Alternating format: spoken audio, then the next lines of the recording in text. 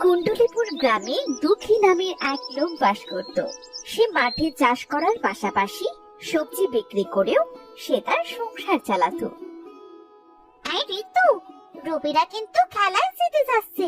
দেখ দেখ, ওরা 3টে জুতো চুরি করে ফেলেছে। মন দিয়ে খেল না ঋতু। যতই চেষ্টা করিস আমাদের সাথে খেলায় পারবি না, বুঝলি? আমি আর সাজু জিতে যাব।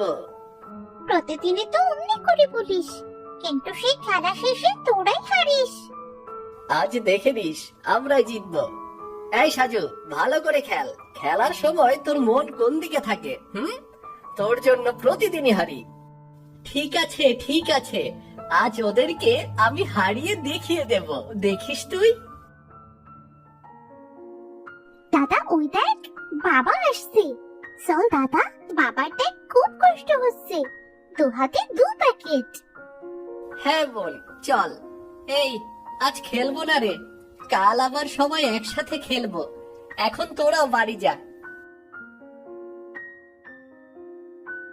দাও বাবা, এটা আমার কাছে দাও।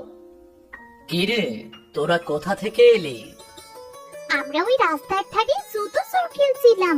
দাও তো বাবা, এই প্যাকেটটা আমার কাছে দাও। তাহলে আমি কি নেব? তোমার কিচ্ছু নিতে হবে না, তুমি খালি হাতে এসো।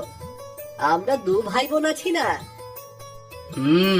শুধু তো আছে পাকা পাকা কথা। তাড়াতাড়ি হেঁটে চল, মনে হচ্ছে আকাশের অবস্থা বেশি ভালো নয়, যে কোনো সময় বৃষ্টি নামতে পারে।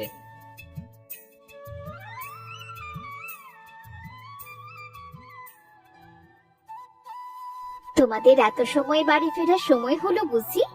আমি কত ভয়ে ছিলাম জানো। আকাশের অবস্থা ভালো না, চারিদিকে অন্ধকার হয়ে এসেছে।